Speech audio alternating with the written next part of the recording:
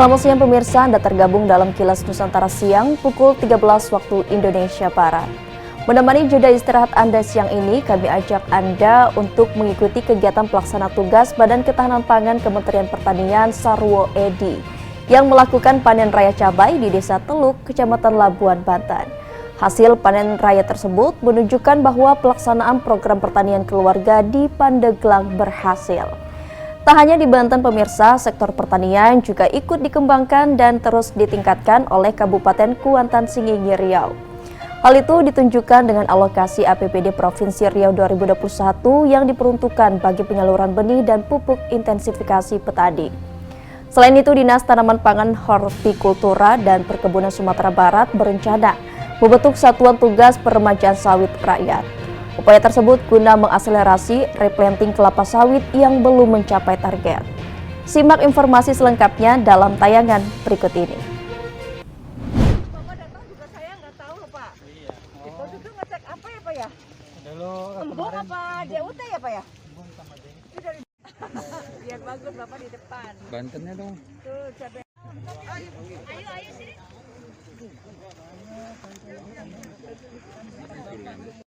Didampingi Bupati Pandeglang Irna Narulita, pelaksana tugas Badan Ketahanan Pangan atau BKP Kementerian Pertanian Sarwo Edi pada 13 Oktober melakukan panen raya cabai di Desa Teluk Kecamatan Labuan, Banten, yang merupakan hasil program pertanian keluarga yang menjadi salah satu program yang digulirkan BKP berbentuk bantuan sarana dan prasarana untuk meningkatkan kesejahteraan petani.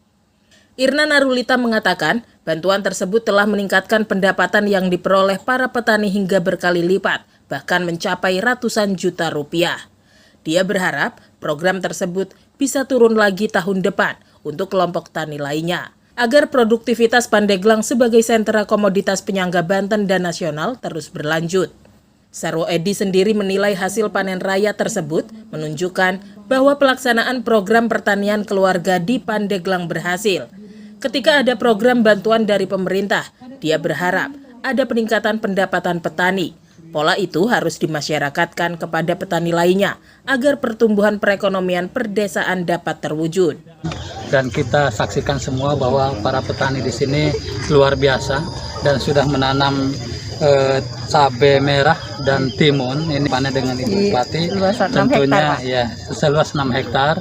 Dan yang saya harapkan adalah Ibu Bupati bisa terus langsung melakukan pembinaan. Tadinya pare ya dapat 6 juta hektar. Nah, sekarang mah bisa berlipat-lipat sampai dengan dari 6 juta ke 300 juta. Ini untuk program pengentasan kemiskinan. Program pertanian keluarga yang digulirkan tahun ini tersebar di 109 kabupaten di 31 provinsi. Di Pandeglang sendiri ada 2 kelompok tani dan di tahun depan akan ditambah bagi kelompok tani lainnya. Dengan adanya program itu, kelompok tani yang mendapatkan bantuan diharapkan dapat mengembangkan hasil taninya sehingga bisa berkesinambungan meskipun nantinya sudah tidak digulirkan lagi. Dari Kabupaten Pandeglang, Banten, Rangga Eka Putra, Kantor Berita Antara mewartakan.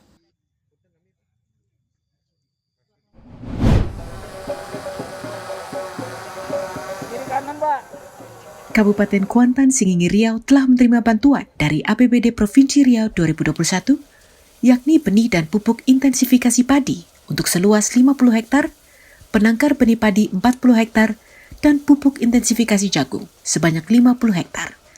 Tidak hanya itu, melalui dana APBN 2021, juga telah diserahkan benih dan pupuk padi lahan kering seluas 412 hektar, benih padi hibrida seluas 211 hektar, dan benih serta pupuk kedelai seluas 63 hektar. Gubernur Riau Syamsuar pada Rabu 12 Oktober menghadiri panen raya padi intensifikasi bersama masyarakat di lahan pertanian padi di Desa Tebing Tinggi, Kabupaten Kuantan Singingi, yang juga merupakan daerah penerima bantuan tersebut. Syamsuar menyebutkan, lahan pertanian di Kabupaten Kuantan Singingi harus menjadi percontohan bagi daerah lain, khususnya di Riau, karena dalam setahun berhasil menanam 3 kali.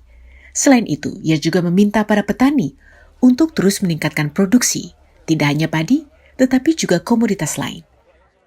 Prestasi petani ini cukup mengembirakan karena Karena selama ini tanaman padinya hanya sekali musim, tapi sekarang sudah masuk IP 300, jadi berarti 3 kali musim nanam. Nah ini tentunya mudah-mudahan dapat bisa jadi contoh bagi petani lain yang ada di Kuansing dan juga daerah Riau. Karena semakin semangat petani dalam rangka menanam produksi yang sekarang juga produksinya tadi benihnya juga sudah termasuk bagus, bahkan di sini juga ada penangkaran. Harapan kami ini tentunya jadi ikon lah khususnya tanam pangan yang ada di sini. Gubernur Riau berharap program ketahanan pangan di tengah pandemi yang telah dicanangkan dapat terwujud dengan peningkatan hasil produksi petani. Tidak hanya di Kabupaten Kuantan Singingi, tetapi juga di 11 kabupaten kota di Provinsi Riau. Dari Pekanbaru Riau, Ervan Setiawan, Kantor Berita Antara, mewartakan.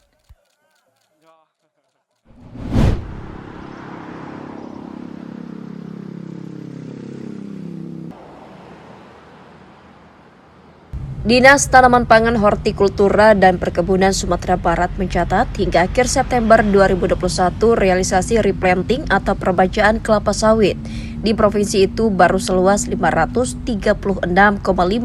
hektar atau di angka 6,7%. Padahal di tahun 2021 ini Sumbar mendapatkan program perbajaan sawit rakyat PCR seluas 8.000 hektar. Yang tersebar di 7 kabupaten di Sumbar dengan anggaran mencapai 240 miliar rupiah. Selain harga tandan buah segar TBS yang dalam sebulan terakhir cukup tinggi, yakni di harga 2.800 per kilogramnya, adanya kendala pada sertifikat lahan dan sengketa tanah, ulayat yang dijadikan perkebunan sawit menjadi salah satu faktor lambatnya realisasi PCR di Sumbar.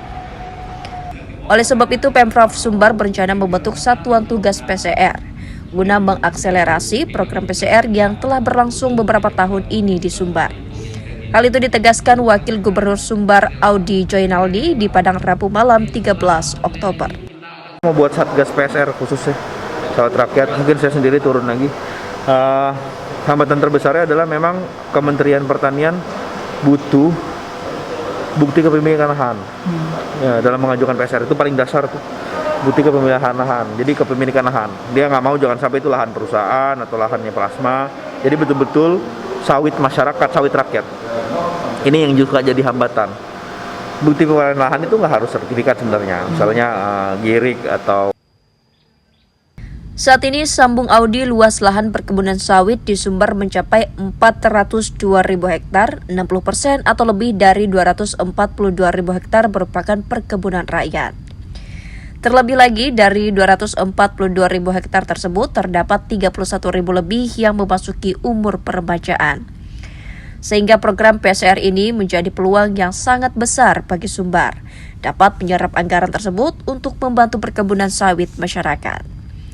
Perlu diketahui program PCR telah diterima Sumbar sejak tahun 2018 dengan target tahun pertama lebih dari 11.000 hektar. Namun 4 tahun berjalan, setiap tahunnya target untuk Sumbar diturunkan karena realisasi jauh dari target yang ditetapkan. Dari Kota Padang, Sumatera Barat, Vandio Gari, Kantor Berita Antara, mewartakan.